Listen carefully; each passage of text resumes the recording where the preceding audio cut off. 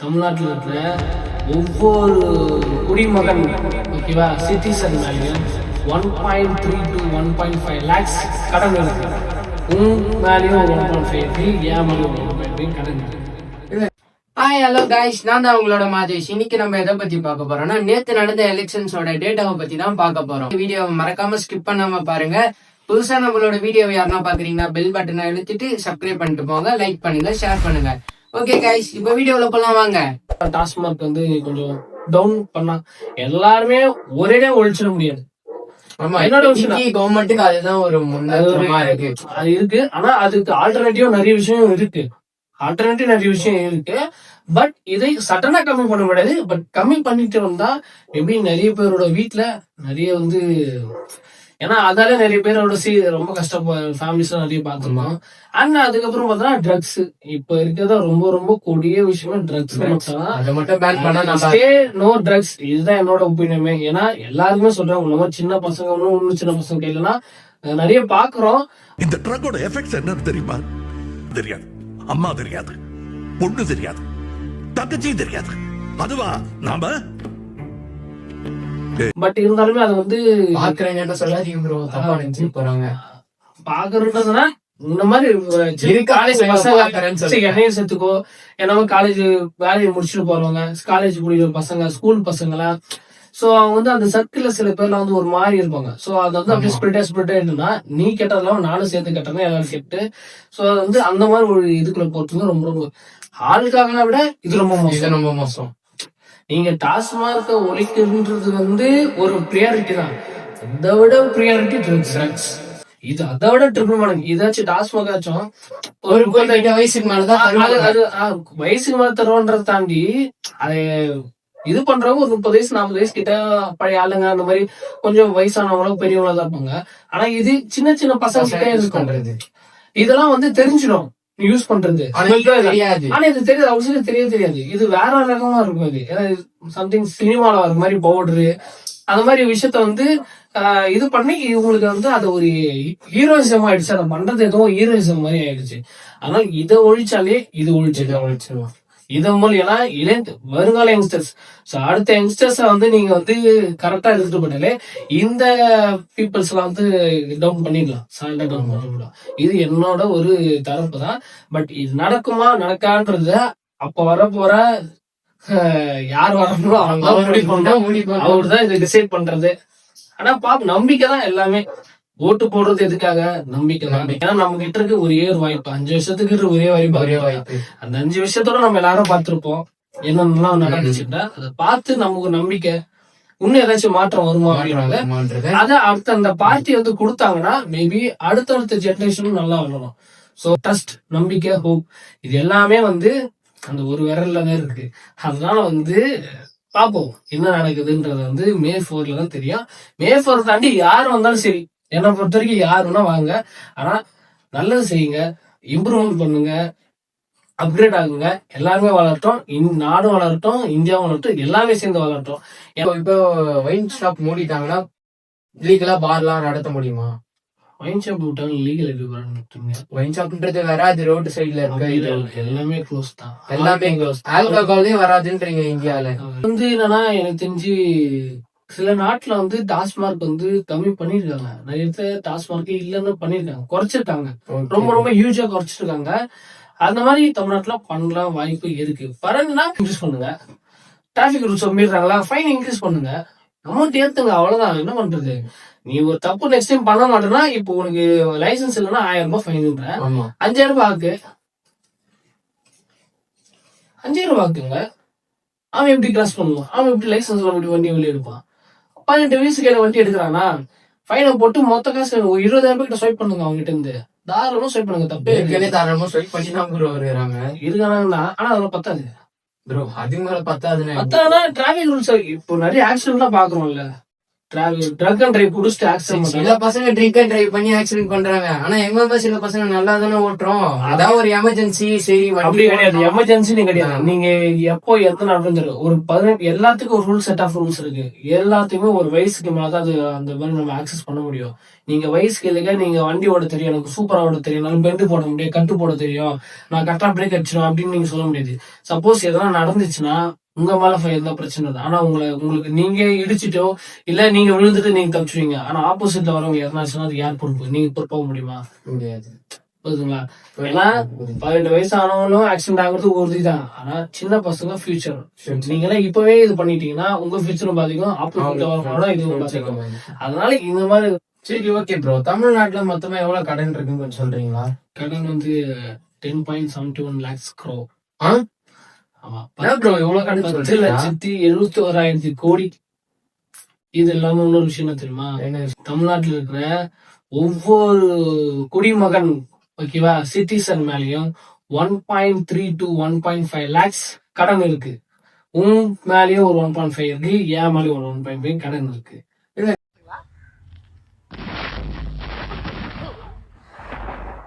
புரியல. அந்த காசை நான் ₹1 கூட என் செலவு காசை யூஸ் பண்ணல. எவ்வளவு வரல கடன் காசை நான் நீ கட்டிதான் ஆகணும். அதான் ஏன் உங்க தேவைக்குதானே காசு எடுத்து நாங்க கொடுத்து செய்யறோம் எல்லா வேலையும்.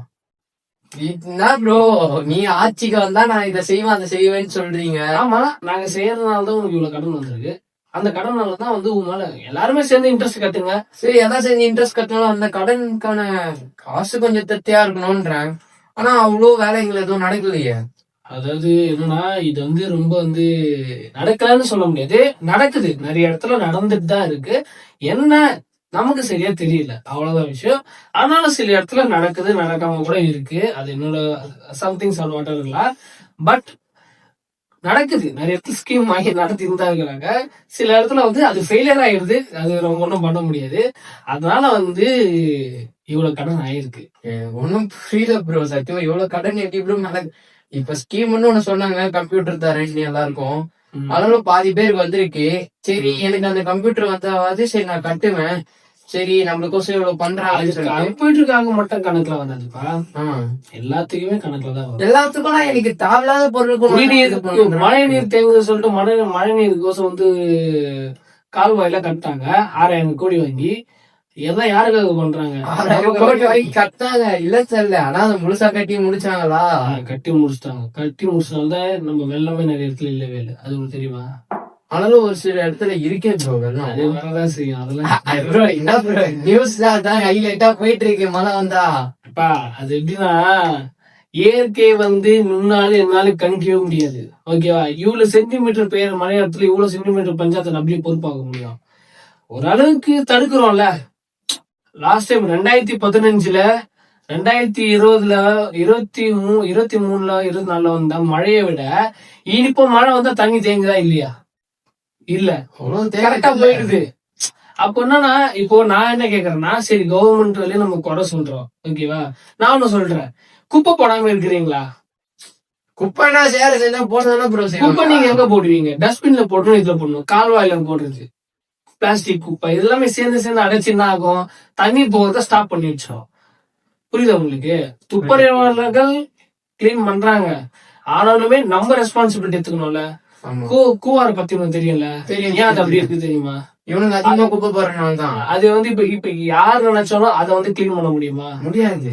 அது குப்பை தான் இப்பத்தி சுத்தம் பண்ணிட்டு இருக்காங்க. ஆனா அந்த கருப்பு தண்ணி வெள்ளை தண்ணியை மாத்த முடியாது. அது அவ்வளவுதான் முடிஞ்சு போச்சு. ஏன்னா ஊர்ல இருக்க எல்லா கழிவு நீருமே அங்கதான் போகுது. அங்கிருந்து நேரம் எங்க போகுது? குடிக்கிற தண்ணி பீச்சுக்கு போகுது. பீச்ல தான் அது கலக்கும். ஒவ்வொரு ட்ரைனேஜ் வாட்டர் தண்ணி எல்லாமே பீச்ல தான் தம்பி கலக்கும். அது உங்களுக்கு தெரியாது, தெரிஞ்சுக்கோ. நிறைய விஷயம் நடக்குது, ஓகேவா? பீச்ல இந்த சைடுல ஒரு லைட் ஹவுஸ் பார்க்க போக கூடாது, ஆப்போசிட் பக்கத்துல லாஸ்ட்ல போனா கல் பாறைங்களா இருக்கும், அதுக்கே வந்து இப்ப தண்ணி போயிட்டே இருக்கும், ஓகே? வேற எப்படி அவுட் சோர்ஸ் வேற எங்க கலக்கிறது? கடல்ல தான் கலக்க முடியும். ஆக்சுவல் ட்ரூத் இதுதான் உண்மை. கடன் இவ்வளவு ஆச்சு, உன் தலையில என் தலையில எல்லாம் இந்த மாதிரி இருக்கு. அது வந்து நம்ம ஒன்றும் பண்ண முடியாது, அது நம்ம தான் கடன் கட்டி தான் ஆகணும். அதனாலதான் எல்லாத்துக்குமே டேக்ஸ் போடுறாங்க, ஓகேவா? எல்லாத்துக்கும் டேக்ஸ் இருக்கு. இப்ப எப்படி அடுத்த ஆட்சி ஏதாவது வந்தா டேக்ஸ் ஏதாவது இம்ப்ரூவ்மெண்ட் ஆகுமா இல்ல டவுன் ஆகுமா? அது அந்த ஆட்சியோட பர்சன் தான் சொல்றீங்க. அவரு தான் முடிவு பண்ணும். அது யாரு வராங்கன்னு நமக்கு தெரியாது. அது யார் வந்தாலுமே சரி, அது கொஞ்சம் கஷ்டமாதான ஒரு விஷயம் தான். இன்னும் அது புதுசா வரவங்களா இருக்கட்டும், இல்ல பழையசா இருக்கட்டும், அது ரொம்ப ரொம்ப கஷ்டமான ஒரு விஷயம். ஈஸியா ஒரு நாள் முதல்வன் படத்துல ரொம்ப நடந்துருது. ஒரு நாள் முதல்வன் படம் உண்மையில ரொம்ப ரொம்ப ஸ்கிரிப்டான ஒரு படம். அது வந்து இம்பாசிபிளான ஒரு விஷயம். சீஃப் மினிஸ்டர் கிட்ட அக்செப்டபிள் இருக்கு, பவர் இருக்கு. பட் அவரால எல்லாமே பண்ணிட முடியாது. இது வந்து நீங்க எல்லாருமே என்ன எதிர்பார்க்கணும்னு வச்சுக்கோங்க, எங்களுக்கு மாற்றம் வரணும், அது வரணும், இது வரணும் எதிர்பார்க்கறாங்க. நான் அது தப்பு சொல்ல வரல. ஆனா இது ஒரு மிஷின் மாதிரி வச்சுக்கோங்க. இந்த சைக்கிள் ப்ராசஸ் தான் இது நடக்கும். குறுக்கு வழியில நான் போய் ஒண்ணு பண்ண போறேன், மெக்கானிசம் வேற மெக்கானிசம் செட் பண்ண போறேன், செகண்ட் பண்ண அப்படிலாம் பண்ண முடியாது. ஒண்ணும் பாட்பட்ட இயங்கிட்டு இருக்கு. ஓகேவா? அது ஒண்ணுத்துக்கு ஒரு ப்ராசஸ் இருக்கு. நீங்க ஒண்ணு எடுத்தா கூட அது எல்லாமே செதஞ்சிடும். ஓகேவா? அதனால வந்து ஈஸி கிடையாது.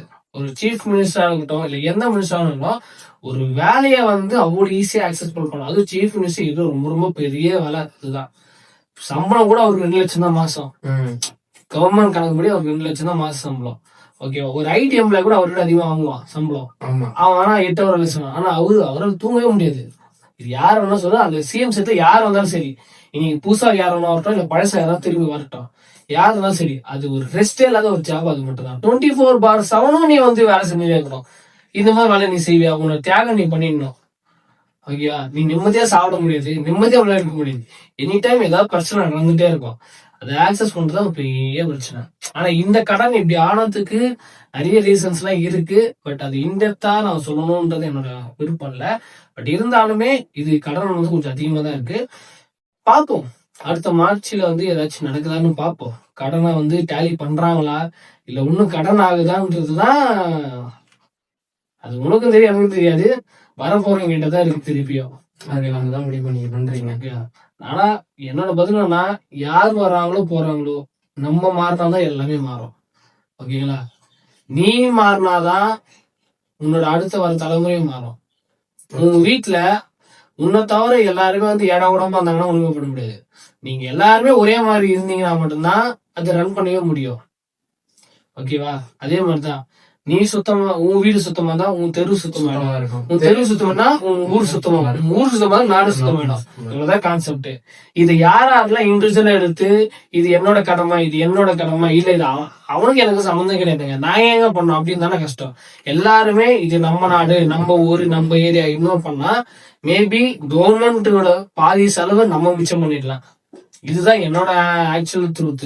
குப்பை எதுக்கு வெளியே போறீங்க, டஸ்ட்பின்ல போடுங்க. இல்லையா குப்பை வண்டி வரலையா, குப்பை வண்டிக்கு ஏதாச்சும் ஏற்பாடு பண்ணுங்க, எல்லாரும் பண்ணுங்க. இல்லையா அந்த தெருவே சேர்ந்து ஒரு குப்பை பாக்ஸ் ஓப்பன் பண்ணுங்க, பண்ணி வாங்கி போடுங்க, குப்பையை கிளீன் பண்ணுங்க. தண்ணிக்கு என்ன பண்ணணுமோ எல்லாமே பண்ணுங்க, எதுவுமே வேஸ்ட் பண்ணாதீங்க. எல்லாமே இப்படி பண்ணிட்டு இருந்தோம்னா நம்ம எதிர்பார்க்க டெவலப்மெண்ட் ஆகும். நம்ம இருக்க தேவையில்ல.